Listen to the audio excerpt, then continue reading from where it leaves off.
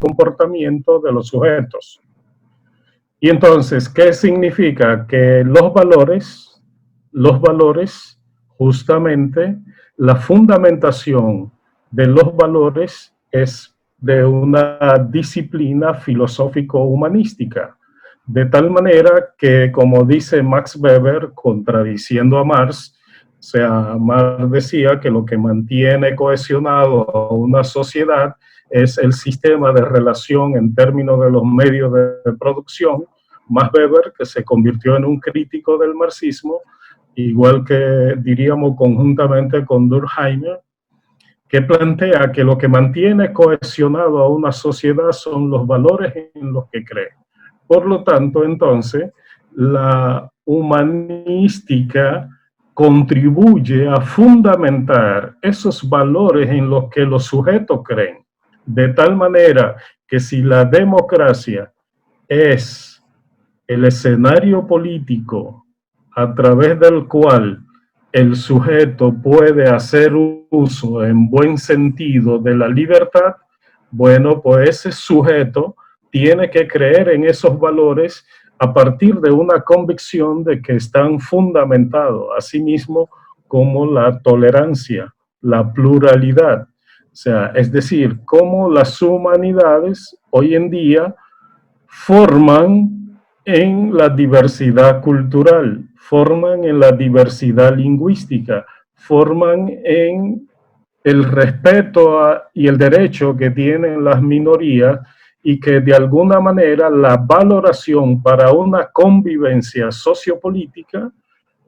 y diríamos también económica, eso depende en gran medida del fundamento que le dan las humanidades a esos valores y a esas creencias en lo cual el sujeto se adscribe desde ese punto de vista. Y entonces significa que el sujeto adquiere la conciencia histórica de alguna manera de respetar, promover y defender esos valores que le dan el ordenamiento a su convivencia sociopolítica con los demás.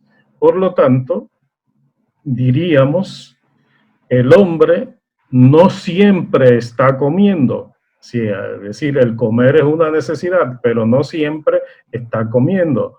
Está hablando, está interactuando, está en la junta de vecinos, está en el cine, está leyendo una literatura. Entonces significa que ese sujeto, el cual pretendemos que pueda convivir e interactuar, no en una sociedad netamente tecnocrática, tecnologizada, sino que también, aunque a Eulogio no le gusta, el término de dignidad y condición humana, aunque hoy se habla, sobre todo Habermas, de la condición posthumana, pensando que el hombre puede ser manejado desde dispositivos electrónicos como una máquina y ya dejaría de ser el sujeto. Entonces, ¿qué significa? Que las humanísticas también implican la militancia política de defender esos valores que cohesionan de alguna manera a una sociedad. ¿Cuándo una sociedad se decricaja? Bueno, cuando los valores que la cohesionan de alguna manera en sus ciudadanos pierden su fundamento. Y por eso usted oye el término en la sociedad dominicana, algunas personas que dicen, bueno, estamos ante un desguañangue social, de que cada quien, bueno, hace lo que sea, pero eso puede ser por la falta de fundamento de los valores en los que cree y vive la espontaneidad que le da su sentido ingenuo y natural. Ahí volvemos a la conciencia crítica, de poder, a partir de las convicciones de su propia conciencia, y actuar conforme a los valores en los que cree. Y por eso entonces hablamos de la enorme responsabilidad histórica que tenemos con este sujeto de formarlo, de transformarlo y de hacerlo humano. Y entonces, ¿quién va a ser ese sujeto humano? Bueno, las humanísticas. Y esa conciencia de responsabilidad histórica de aportar a la construcción de ese sujeto, bueno, diríamos las humanidades, las universidades, y de alguna manera eso se convierte en una idea que es seguida por el colectivo, pero es orientada por las humanísticas. Así es que es también un relato que de alguna manera coacciona a una sociedad. Entonces, significa, ¿quién lo hace? Bueno, no es puramente económico, no es puramente tecnológico. Las tecnologías, la economía, tienen una dimensión instrumental que ayudan a la realización de ese sujeto en la convivencia con los demás. Entonces, ¿qué significa? Que el hombre, por su naturaleza, ¿verdad?, tiene una dimensión social, que es solidario, que es capaz de colaborar y ayudar, pero también tiene una naturaleza salvaje. Por lo tanto, el sistema político, la política, es para ponerle punto de equilibrio a el egoísmo del sujeto que busca su bienestar particular, pero el sistema político es para darle equilibrio a ese sujeto en términos de la búsqueda de su bienestar individual con el derecho que tiene el otro de buscar su bienestar individual. Por ejemplo, cada uno de nosotros trabaja para conseguir su propio dinero. Significa que hay una búsqueda de un bienestar individual y que la política, sobre todo entonces el sistema de la democracia, es propiciar condiciones para que cada sujeto se realice su ideal y se realice como persona buscando ese bienestar, pero entonces significa que no debo, ahí viene la conciencia ética, de no atentar y hacer daño al otro. Significa que yo debo compartir los espacios con el otro y entonces ese sentido humano de convivencia y de solidaridad, de alguna manera, es la base de la construcción de ese sujeto para convivir en una sociedad democrática en términos de valores que coaccionan esa sociedad, ¿va?, es la dimensión humanística que nos da ese sentido de las cosas. Bien, entonces se ha mostrado de manera sumamente interesante una serie de postulados de los expositores. Lo primero es que las humanidades siempre están presentes independientemente de que haya o no una pandemia o de que haya o no un problema dado que amerite una respuesta crítica y analítica en un momento dado. Que por lo tanto, de una u otra forma, las humanidades vienen construyendo a cada individuo, ya sea, como diría Roque, bien formado o mal formado. Y que, como decía tanto los demás expositores, de que de una u otra forma es la humanidad de la que sostienen o no el asunto de las sociedades democráticas. Entonces, suponiendo que pasó la pandemia, que ojalá pase pronto, ¿cuál podría ser el papel llamado a desempeñar ante una sociedad, diríamos, post-pandémica? ¿Cuál sería la función de las humanidades en ese escenario? El papel que deben desempeñar las humanidades en el periodo de post-pandemia. Bueno, es que si vamos a actuar con coherencia, debemos decir lo mismo que se dijo al principio.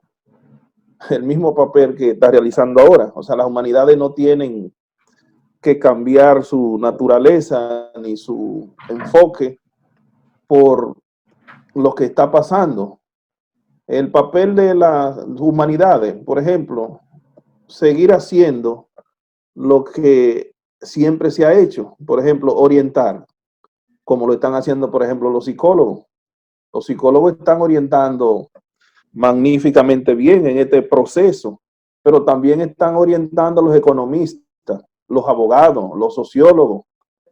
Nosotros tenemos evidencia en las 24 horas que realizamos de Humanidad y Sociedad, donde todos esos profesionales dieron magníficas orientaciones. Eso es lo que se debe seguir haciendo post-pandemia. Divertir, como lo han hecho las distintas ramas del arte. El arte, además de que forma, también divierte. Entretener también, que esa es otra parte. Por ejemplo, la lectura, la escritura, además de la formación que nos da, pero también entretiene, tanto la lectura como la escritura, y todas esas son cosas, la reflexión, la pintura, el dibujo, la enseñanza de instrumentos musicales. Por ejemplo, aquí en casa, yo tengo los ejemplos de todo eso. Por ejemplo, hay un hermano mío que él siempre le gustó como que dibujar, pero nunca había tenido como ese tiempo de ponerse en eso.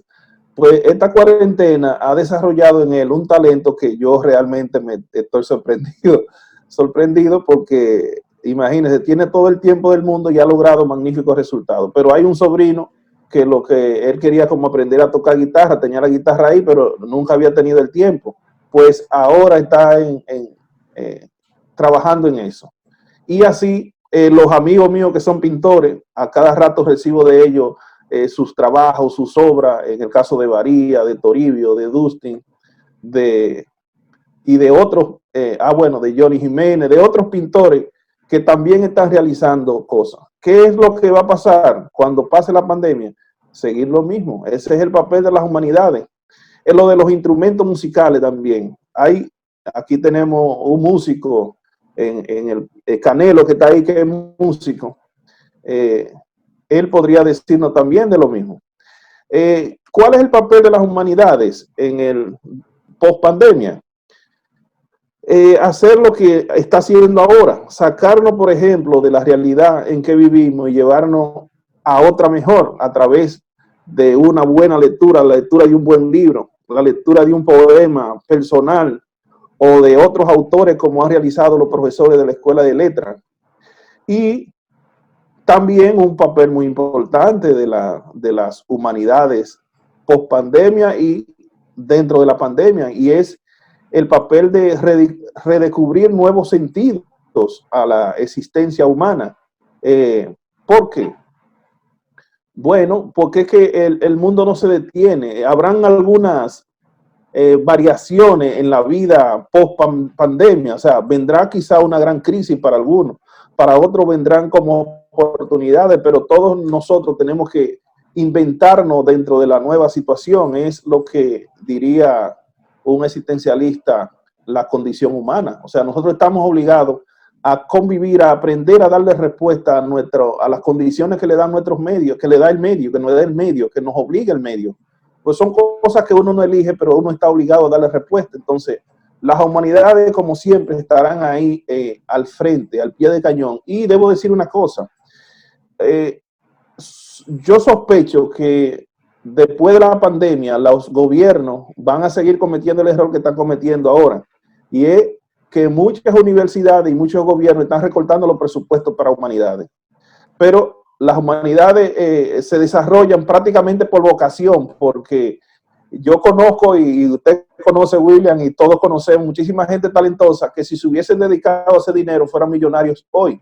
Sin embargo, lo que se han dedicado es a las humanidades, porque las humanidades es como una cosa, es como una pasión, es como vivir con lo elemental, pero teniendo un mundo en la cabeza. Estoy pensando cuando digo esto en el profesor Enerio, por ejemplo, que vive como un estoico, como un hombre que no necesita nada material de lujo para ser una gran persona, porque todo su mundo es un mundo que está en su cabeza, es un humanista de verdad, es un verdadero humanista.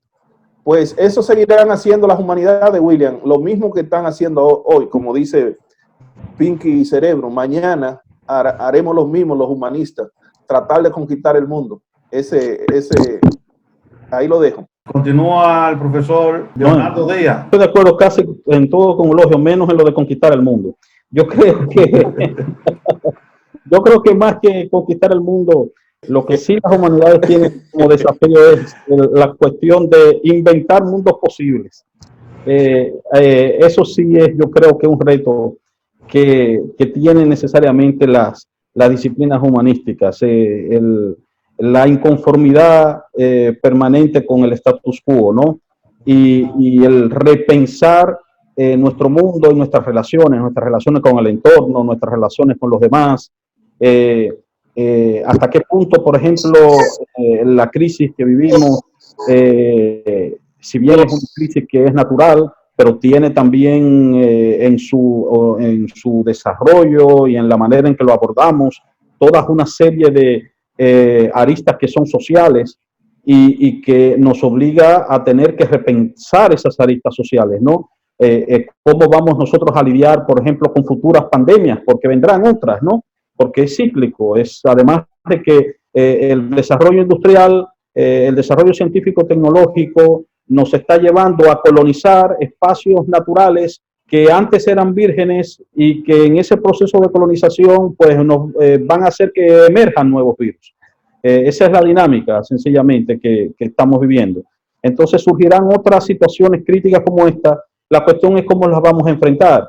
Yo creo que es bastante saludable que nosotros las pensemos antes de que lleguen, ¿no? Y no esperar a que estén sobre nosotros para ver entonces cómo es que vamos a sortearlas, ¿no?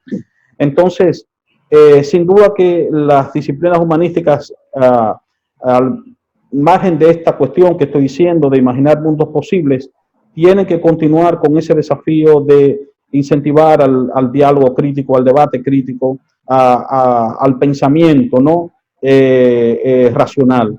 Pero un pensamiento racional que no es solamente intelectual, sino que, como había dicho hace ya bastante rato, tiene que unirse también a una educación emocional, es decir, a una educación de las emociones con las cuales nosotros enfrentamos las situaciones problemáticas. Continuaría entonces el profesor Roque Santos. Voy a ser breve porque se ha dicho bastante y creo que muy acertado. Lo primero, digamos, la condición post-pandemia. Yo me bloqueo frente a la condición post-pandemia, pero porque la imaginación me obliga a pensar en ella, pero la verdad que estoy dudoso de que en esa condición post-pandemia haya grandes cambios significativos. Quiero pensar que sí, y tal vez el trabajo de las humanidades sería convencerme yo a través de las humanidades de que es posible grandes cambios. Escribí un artículo hoy un poquito dudoso, pesimista, existencial hoy en Acento, en torno a lo que a mí me corresponde como maestro. Y lo único que veo es que el rol del maestro ya, a partir de esta experiencia que tenemos, ya no será distinto. Y tenemos que pensar en los maestros como facilitadores, colocadores de situaciones de aprendizaje, y ya y de olvidarnos de ese rol antiguo del maestro sabelotodo bancario que da información al alumno. Aunque ya eso evidentemente ha caído poco a poco. Pero ahora es más visible y más demandante de que se exige un maestro, no que lo sepa todo, pero que sí permita que el alumno construya una visión profunda de las complejidades de lo real. Yo creo que no soy muy amigo o muy lector de Edgar Morin, pero yo creo que tendremos que viajar por esas horas, a ver qué recuperamos de la complejidad de la socialización tan compleja que tenemos y al mismo tiempo de ese instinto tan individualizante que tenemos y que parece que están en conflicto permanente. Por tanto, ahí hay una dialéctica que debíamos de comprender, explicar, y eso como profesor que tiene en sus manos o en sus posibilidades, o en el aula, mejor dicho, la tarea de informar y formar a los alumnos, que la palabra alumno ahí no es adecuada, pero no, a los estudiantes sería. Bueno, la tarea es esta, de ver las realidades complejas. Por eso decía anteriormente que el tema, me estoy cuestionando mucho si las asignaturas serían una gran ayuda para las humanidades en post-pandémica, digamos. Yo abogo más por una visión de conjunto de los problemas y la confluencia de de disciplina distinta, abordando la misma realidad, para ver qué mirada da cada una, y nosotros tenemos más o menos una interpretación, digamos, compleja del fenómeno, ¿no? No solo biológico, porque esta pandemia no ha sido solo biológica, ha sido cultural, ha sido social, y de cierta manera ha sido psicológica también. Con eso termino. Yo pienso que en todo individuo y en una sociedad, de alguna manera el individuo participa del ideal de una sociedad. Entonces significa que nos movemos entre una dimensión concreta y el ideal al cual se aspira. Seguimos vivos, trabajamos y hacemos lo que hacemos por ese ideal. Entonces, ¿qué significa? Que en medio de crisis y en no crisis hay la responsabilidad ética de que cada individuo y cada sociedad logre su ideal. Entonces, ¿qué significa? Por ejemplo, en un caso particular de la historia, una disciplina humanística, bueno, que siga formando la conciencia histórica y que los hechos relevantes históricos que forman o contribuyen a la conciencia de una sociedad, pues expresarnos el verdadero sentido de ese hecho, por la cual la existencia de los sujetos y los porvenir actúan en base a un sentido de eso que ha ocurrido. O sea, es decir, las cosas acontecen y tienen un sentido. ¿Cuál es el sentido que la historia nos va a seguir propiciando por el acontecimiento del COVID-19? Bueno, eso por un lado, pero también hay comunicación en la disciplina humanística. Como se decía, estamos bombardeados de un sinnúmero de informaciones. Pues de lo que se trata es, primero, educación, formar un sujeto con capacidad y competencia de discernimiento, de poder discriminar entre las informaciones falsas de las informaciones verdaderas. Entonces significa que si ese sujeto no está apto para discriminar lo verdadero de lo falso, bueno, pues la formación ha de continuar en orden a ese ideal. Lo mismo también que la comunicación, como decía, comunicar la verdad. O sea, hay un ideal de la sociedad de la verdad. Hay un ideal en cada sujeto de la verdad, aunque habría que especificar en cada situación, bueno, pues lo que es esa verdad. En el caso particular, o sea, diríamos, a veces decimos para los otros, pero también es bueno uno sentirse parte del grupo. Entonces, ¿qué significa? Que debemos seguir aportando a la construcción de un sujeto crítico, de dar una docencia con responsabilidad, de hacer lo que hay que hacer, y de esa manera, pues yo creo que contribuimos a ese ideal que exige la sociedad. O sea, necesitamos seguir formando un sujeto responsable, ¿verdad? Entonces, yo creo que ese ha sido el ideal de las humanidades, de mantener y de concretar día a día el ideal que cohesiona a esa sociedad. Y me parece, bueno, las crisis traen sus enseñanzas y ponen al manifiesto las diferentes pasiones y dimensiones del talento humano y de la precariedad humana. Entonces significa que, como dice Erich Fromm, bueno, en el hombre hay un sentimiento de construcción y hay un sentimiento de destrucción. La tarea de las humanidades es aportar a construir ese sujeto de bien que sea solidario, que comparta con los otros, de crear una sociedad con justicia social.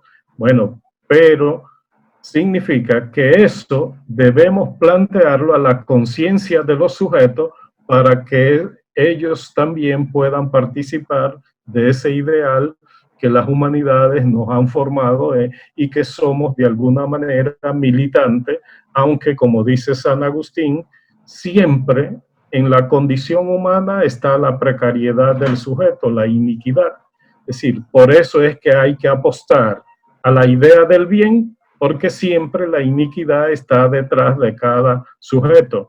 No es hacernos compromisario con el mal, sino con el bien con el que hay que construir. Muchos expertos han sostenido que esta pandemia ha dado duro, muy fuerte en el aspecto económico, y sobre todo en República Dominicana, donde de cada 10 trabajadores dominicanos, 6 son trabajadores informales. Y de esos 4 trabajadores que no son informales, sino que tienen un salario, su salario, 2.5 de cada de esos 4 ganan menos de 15,000 pesos. Entonces, se han planteado la posibilidad de que esta pandemia está obligando a repensar un nuevo modelo económico. Entonces, desde el punto de vista de las humanidades, ¿creen ustedes también que debe haber un nuevo modelo educativo haciendo las humanidades más relevantes en los programas académicos en todos los niveles? Comenzamos con el profesor Eulogio Silverio. William, el asunto es el siguiente. En una situación de crisis, cuando un país tiene crisis, cuando una nación tiene una crisis económica, usted sabe que históricamente las humanidades han tenido que justificar su utilidad y su validez en las distintas sociedades. Yo pienso que la situación de las humanidades post-COVID-19 no será diferente, sobre todo si nosotros observamos lo que está pasando en países como en Japón y Inglaterra, donde han bajado los presupuestos para investigaciones y para las humanidades casi en un 60%. O sea, son países que de alguna manera piensan que este camino que nos están conduciendo los ingenieros, que están diseñando el futuro, que están diseñando la sociedad del futuro a través de los bienes tecnológicos que se están produciendo, piensan como que las humanidades no son tan necesarias. Entonces, si eso es así, yo creo que post-COVID-19, aunque nosotros que somos humanistas entendemos la necesidad de que las humanidades estén más presentes todavía en la educación, creo que tendremos que pelear el espacio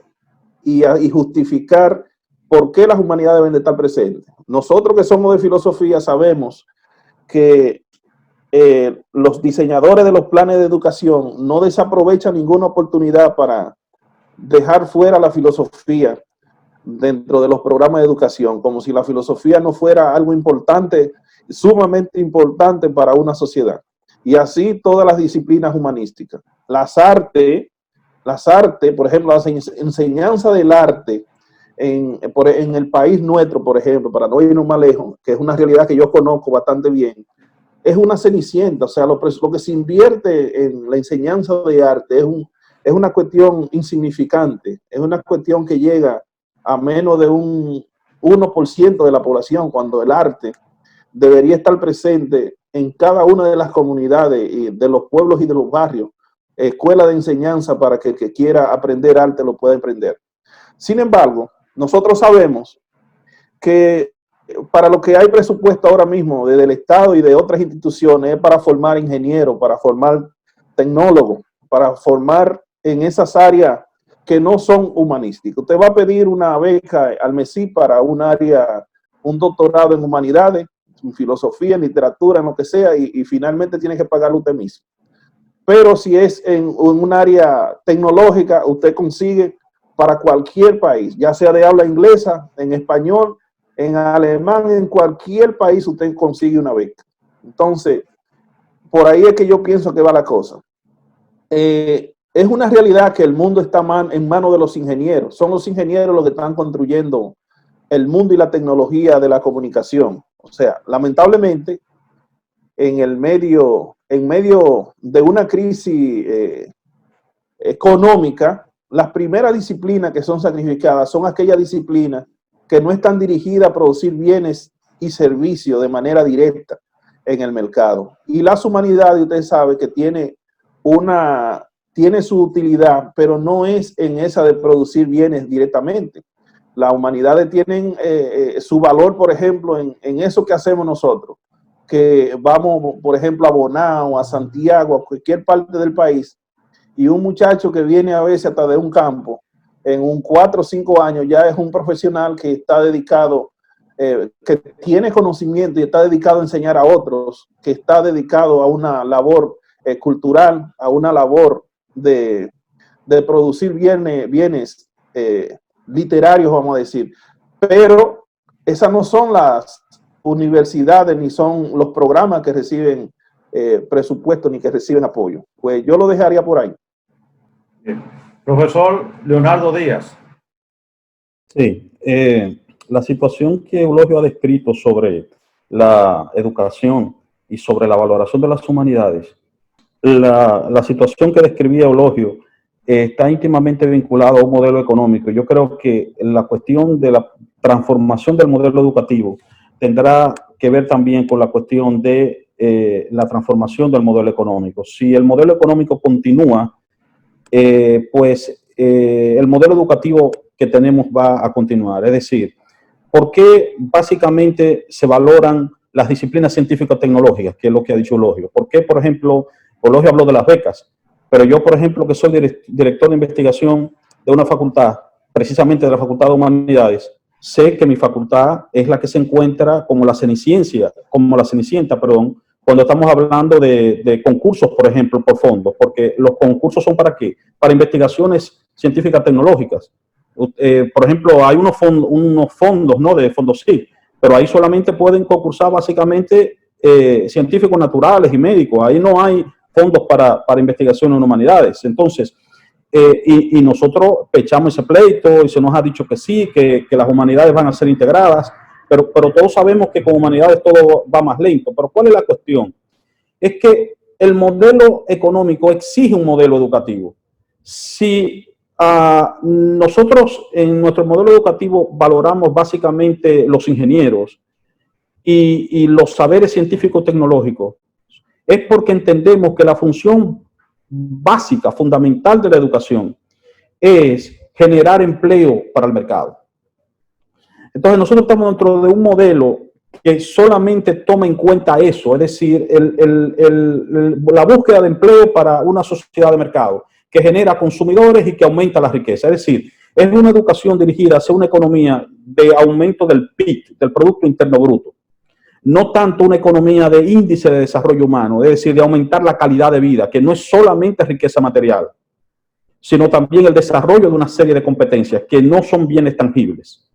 Entonces, si el modelo económico sigue siendo este que se nos ha vendido durante los últimos 30 años, 40 años de esa economía neoliberal, de que todos tenemos que dejarlo al libre mercado, de que las crisis las resuelve el mercado porque tiene la capacidad para ella misma resolver sus desequilibrios, etcétera, pues el modelo educativo continuará igual.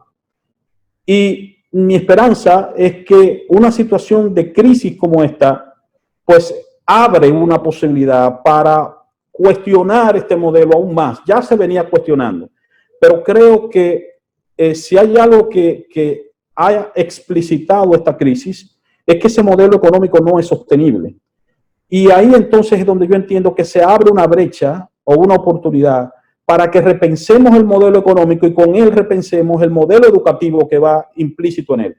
Y por ahí entonces nosotros podríamos tal vez abrir un espacio para sensibilizar sobre la función de las humanidades. Ya podremos discutir lo que ha planteado Roque aquí, que si las asignaturas, que si hablamos más bien de asignaturas concretas, explícitas, o si mejor, por ejemplo, hablamos de proyectos, que es algo que se está hablando. Pero ya sea por asignaturas o por proyectos, la cuestión es el enfoque que le demos a ese tipo de educación. Y el enfoque que le estamos dando es fundamentalmente tecnocrático, porque responde a un modelo económico que necesita tecnócratas, no tanto humanistas. Entonces, yo creo que ahí es donde nosotros tenemos tal vez una posibilidad de seguir presionando y de seguir generando espacios para el debate, ¿no? A partir de esta crisis, digamos, que se está explicitando a partir de la emergencia del COVID-19. Continúa entonces el profesor Roque Santos. Creo que todavía estamos en una dicotomía en términos de mirada de, digamos, ciencias humanas, y ciencias naturales o humanidades y ciencias técnicas, etcétera, etcétera. Desarrollo por aquí, y desarrollo del espíritu y desarrollo económico por allá. Yo creo que si quitamos esa dicotomía, ese dualismo, podríamos pensar cosas nuevas. El modelo económico no creo yo que haga ajustes, sí, pero él por sí mismo no va a hacer cambios significativos porque no le conviene. Sí, desde el sector de educación podemos, dentro de los límites que tenemos, hacer cambios en el modo en que vemos las cosas, en la cosmovisión que tenemos y en el enfoque que le damos a los problemas. Entonces, por eso cuando yo digo que ver si enfrentamos los problemas reales, no me estoy refiriendo únicamente a las humanidades por un lado y luego el conocimiento tecnológico científico por el otro lado. No, es que todo debe confluir en la solución de un problema. Entonces, en este sentido, no nos conviene hacer distinción entre humanidades por un lado, o ciencia del espíritu por un lado, por usar una expresión del siglo XIX, y ciencia de la materia. No nos conviene. Ni tampoco esperar que el modelo económico quiebre o rompa y sugiera un nuevo modelo de educativo. Yo creo que dentro de las aulas podemos ser como la brasa que enciende por debajo y va a ir criticando ese modelo económico, aún porque el modelo económico por sí mismo no se va a suicidar y va a continuar con ciertos ajustes, claro está. Bien. Si enfocamos esto que yo estoy planteando a nuestro país con la enorme desigualdad, vivencia desigual de este confinamiento. Por ejemplo, esto que estamos diciendo, los alumnos tienen que tomar conciencia de que estos 50 y tantos días que tenemos confinados, para mucha gente ha sido un infierno, literalmente. Entonces, por ejemplo, también, si se hubiesen colocado otros investigadores sociales dentro de esta, digamos, élite que están manejando el problema, no solo médicos, no solo ministros, etcétera, pueden ver la efectividad de las acciones del Estado y mejorar esa efectividad, porque de lo que se trata es de salvar vidas, y eso no lo estamos viendo. Sí, yo escucho pocas palabras de sociólogos, antropólogos, leo mucho, escriben, porque están haciendo opiniones, pero soy visibilizado por el sector político que en el medio de esta coyuntura, de esta pandemia, ha centrado el discurso y lo ha politizado todas sus prácticas y todas sus acciones. Entonces, ¿por qué lo ha hecho? Precisamente porque tiene un modelo económico que le está funcionando y no quiere salir de ese modelo económico. No quiere salir. Por tanto, no nos va a dejar desde el sector educativo que cuestionemos esto. Ahora, nosotros podemos ir por debajo, poniendo nuestra surrapita, criticando, de modo que las generaciones se vean de que no, así no podemos, esto no está bien. Los niveles de injusticia son alarmantes, los niveles de falta de ética. Señores, lo último es la construcción de un líder que no tiene nada de líder ni de liderazgo. Entonces nos quieren meter un líder a fuerza de dádivas y la gente se está creyendo esto. Entonces cuando tú notas esto, te dicen, pero espera, ¿qué es lo que está fallando? una ciudadanía crítica, unos conocimientos, una racionalidad, una creatividad. Ahora más que nunca se va a demandar de la creatividad, porque para poder continuar, para poder sobrevivir, vamos a tener que ser bastante creativos. Con eso termino. Bien, profesor Julián Álvarez. Justamente Roque hablaba de conciliar el mundo de las ciencias naturales tecnológicas con las ciencias del espíritu.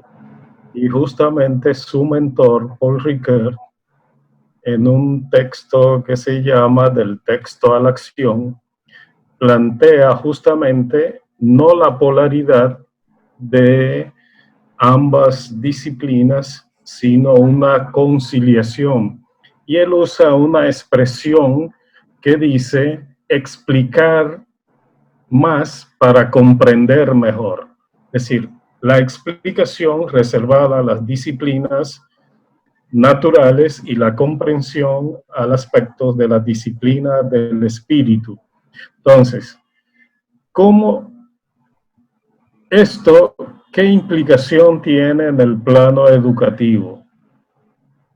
¿Verdad? Augusto Comte dice que una revolución, para poderse concretar, primero tiene que darse la revolución de las ideas y el conocimiento, y que la revolución de las ideas y del conocimiento es lo que va a impulsar las transformaciones. ¿Qué pasa? Que nosotros vivimos en un modelo político que propicia, como dice un autor francés, Jean-Claude Michéa, la escuela de la ignorancia.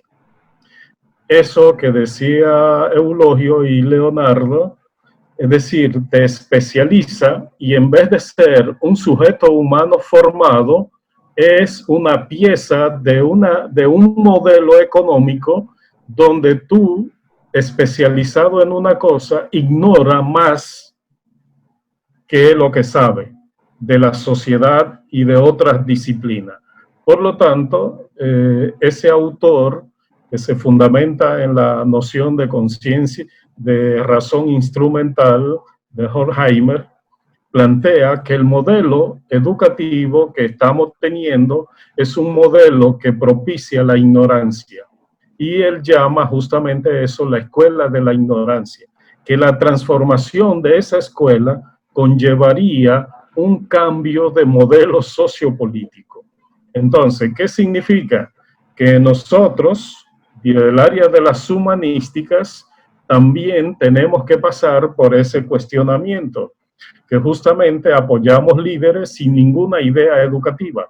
Y como decía Marx, la educación es una medida política, el derecho es una medida política. La transformación de la educación pasa por la transformación de las ideas de quien dirige. ¿Por qué? Porque ahí usted tiene el poder y los recursos para hacer las transformaciones que requiere.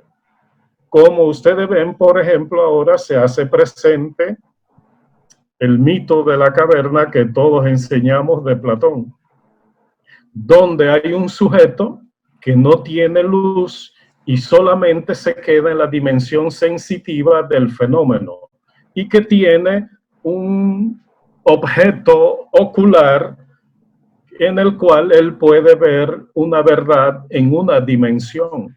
Pero si preguntamos, ¿cuál es la función de la educación? Formar y transformar los sujetos, hacerlos ciudadanos, capaz de convivir en una sociedad democrática, o la finalidad de la educación es un edificio visible a todos los comunitarios de una determinada comunidad. Entonces, ¿qué significa? Que nosotros como humanidades tal vez debemos seguir haciendo el esfuerzo de, como universidad estatal, es la que está a la base, diríamos, de la transformación de la realidad social. Tal vez a una universidad privada se le pueda tolerar que forme tecnócratas y todo eso, se le pudiera tolerar, pero yo creo que la universidad nuestra, la autónoma, debiera ella misma tener un modelo educativo propuesto, fundamentado a partir de sus intelectuales y que vaya en consonancia con dar respuesta a todas las problemáticas de la sociedad. Entonces, significa que hasta en la misma universidad nos hacemos seguidores de esos líderes que a veces no tienen ese ideal de la construcción de un modelo educativo que dé al traste con las transformaciones sociales. Y entonces significa que el modelo de la universidad de alguna manera reproduce el modelo político, y ese modelo político lo que hace es construir una escuela de la ignorancia, es decir, sujetos torpes, estúpidos, que a veces es lo que formamos lamentablemente, y la pregunta es, ¿qué hace más daño a un sujeto o a una sociedad? ¿Un sujeto mal formado que va a hacer daño con su servicio o la ignorancia? Bueno, ahí dejo la pregunta. O sea, ¿qué hace más daño? ¿Un sujeto mal formado o la propia ignorancia? ¿Qué hace más daño? Bueno, no sabría ahora, lo dejo ahí. Bien, en virtud de todo lo que ustedes han venido diciendo, hay una contraposición, en cierta manera, entre el individuo formado para la sociedad industrial, el técnico, el ingeniero, y el individuo formado para la parte humanística. Entonces ustedes de una u otra forma me han contestado dos preguntas que tenía. ¿Por qué decimos que las humanidades hacen al ser humano lo más humano posible? Profesor Eulogio Silverio. Hay que definir qué es lo que hace humano al humano, o qué es lo que hace humano al hombre, qué es lo que construye la humanidad en el hombre. Entonces, esa... ¿El viernes o lunes?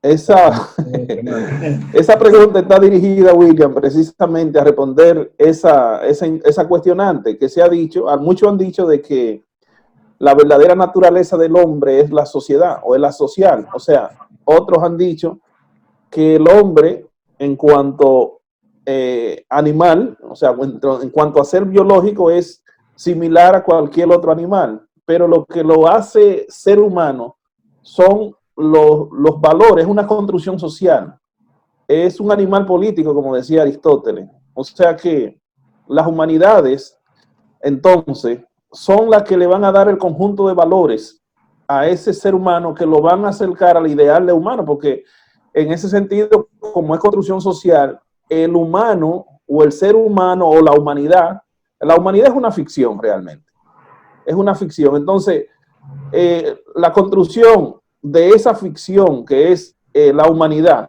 que se construye en el hombre, o sea, que se va construyendo en el hombre, quien más se acerca al ideal que tenemos de humano, entonces son las ciencias humanas, como el arte, por ejemplo, la literatura, la filosofía, todo lo que son las áreas sociales, las ciencias sociales, llamadas ciencias sociales o ciencias culturales o ciencias humanas, son las que podrían más contribuir a formar esos valores que nosotros damos como bueno y como válido, que nos hacen humanos. Aunque ahí vendría otra discusión que no la vamos a hacer ahora, porque yo no soy de lo que define al humano por las cosas buenas que hace, sino que también las cosas malas que se hacen, las malas en extremo, solamente es el ser humano que la produce. Entonces, en ese sentido, habría otra discusión, pero no la vamos a hacer.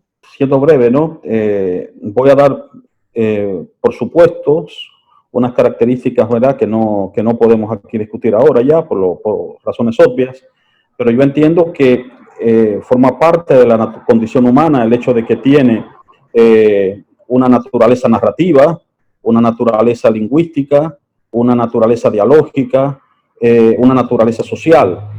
Entonces, dando por supuesto estos aspectos, bueno, pues las disciplinas humanísticas pues potencian esas dimensiones dialógica, narrativa, lingüística, social. Entonces, creo que en ese sentido es que podríamos decir que la educación humanística pues cultiva, digamos, lo humano, ¿no? O potencia, digamos, una serie de competencias, digamos, que son propias del ser humano. Yo creo que mencioné una al inicio de este conversatorio, la cuestión de la empatía, por ejemplo. Yo creo que la empatía es una cualidad específicamente humana, o muy humana. Y es algo que podemos, por ejemplo, desarrollar, he dicho, a través de la educación artística, por ejemplo. Entonces, yo creo que en ese sentido las comunidades pues contribuyen, ¿no? al desarrollo de estas capacidades o de esas capacidades humanas. Dice aquí Basilio Florentino, el doctor Basilio Florentino, profesor de la Escuela de Filosofía y de la Escuela de Educación, plantea la siguiente pregunta. ¿Cómo valoran ustedes, los expositores desde las humanidades, la respuesta que las autoridades dominicanas han dado a esta pandemia del COVID-19? Comenzaríamos con Roque, que era el que le tocaba el turno en caso de...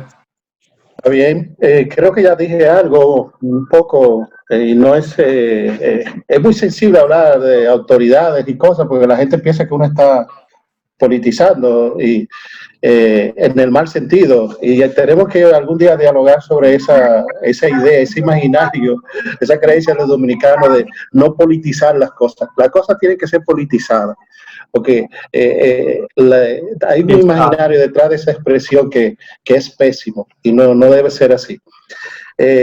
Como lo he dicho, se nota la falta de presencia del discurso de las humanidades, de la incidencia, y yo creo que, por ejemplo, los estudios sociológicos, los estudios antropológicos permiten eficientizar y ver el impacto de las políticas públicas. Ningún economista te va a hablar a ti, o ningún ministro, del impacto de las políticas públicas si no tiene un informe hecho por alguien, porque ellos no tienen tiempo de hacerlo.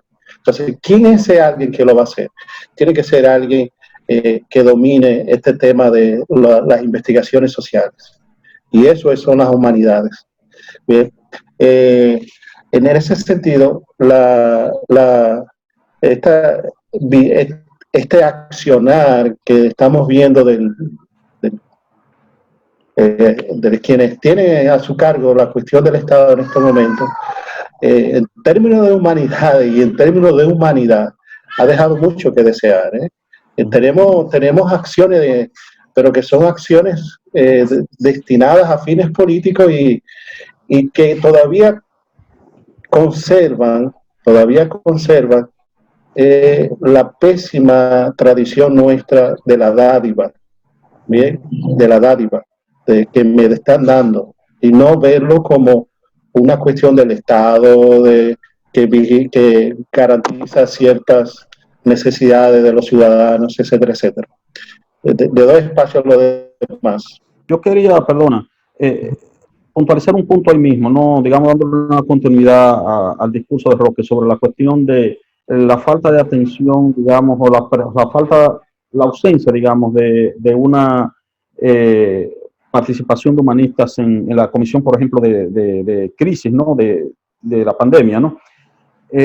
Aquí se ha insistido mucho en la cuestión de la falsa dicotomía ciencias naturales y ciencias humanas, y estamos de acuerdo. El problema es que esa dicotomía no son los humanistas los que la hacen. Quienes hacen esa dicotomía o peor, más que una dicotomía, la marginalización de las humanidades con frecuencia viene de los gestores de políticas públicas. Y lo que estamos viendo ahora es un ejemplo de hecho. Roque lo ha dicho perfectamente.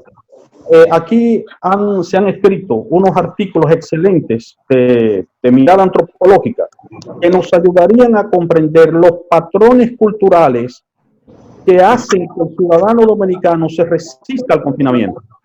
Entonces, alguien que está haciendo política pública en medio de una crisis debería integrar la mirada antropológica para poder gestionar una política pública que contemple esos patrones culturales.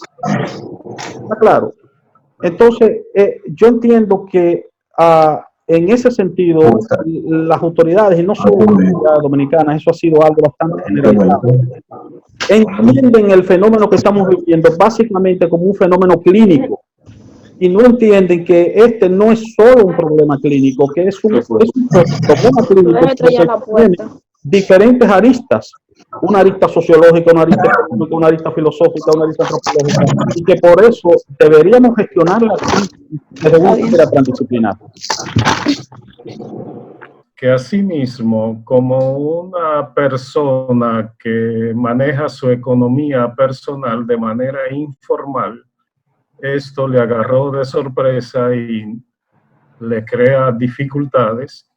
Eso extrapolado a, diríamos, la gestión gubernamental y en todas otras instituciones, evidencia de alguna manera la falta de una planificación y previsión de las cosas. Asimismo, salimos los profesores de la universidad sin una orientación clara de qué hacer. Cada quien, de manera informal, ha ido solucionando. Entonces, ¿qué significa? Que desde donde debe estar el cultivo de la planificación, el orden, la previsión, habrá siempre algo que se escapará, pero me parece que en términos de la realidad social, yo creo que para la universidad, para la sociedad, es bueno tener una labor de inteligencia en lo que está ocurriendo en el mundo, tener unos filósofos, antropólogos y sociólogos discutiendo y visualizando las cosas cuando vengan a ocurrir, ¿verdad? Porque esto empezó noviembre, diciembre, y nosotros entramos en él en marzo. ¿Cuántos meses había ya con eso en el mundo? Entonces, yo creo que algo de eso. Bien. Muy bien. ¿Quiere decir algo, profesor Eulogio Silverio?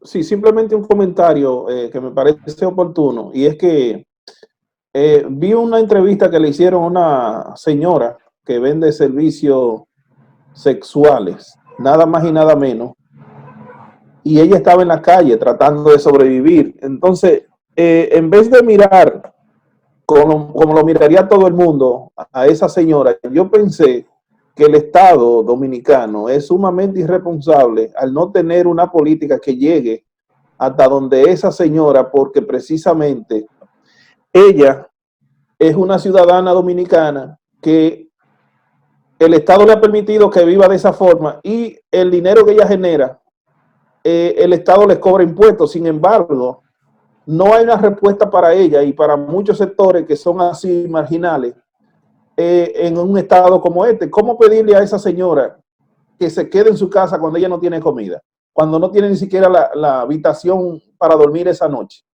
O sea, un Estado que realmente piense en la gente debe tomar en cuenta inclusive la condición de ese ciudadano, de esa persona que vive en esa situación. Igualmente los extranjeros, aunque uno en una situación normal diría otra cosa, pero por ejemplo, yo vi un grupo de haitianos que se quejaban, oye, que me dejen ir para mi país, porque ahora ellos que viven del día a día están encerrados en los sitios donde están, sin comida, sin que le llegue ninguna ayuda, porque ellos no están registrados en el Estado para que le llegue ninguna ayuda, y no lo dejan ir. Entonces, es una situación que puesto uno en esa situación, yo no sé lo que haría realmente. Bueno, estamos ya sobre el tiempo. Yo prefiero comenzar que dar las gracias a los expositores de una manera sumamente especial. Ante estas cuatro eminencias que hemos tenido hoy, el profesor Roque Santos, el profesor Leonardo Díaz, el profesor Julián Álvarez y el profesor Eulogio Silverio, muchas gracias a todos y los esperamos en un nuevo conversatorio virtual. Buenas noches.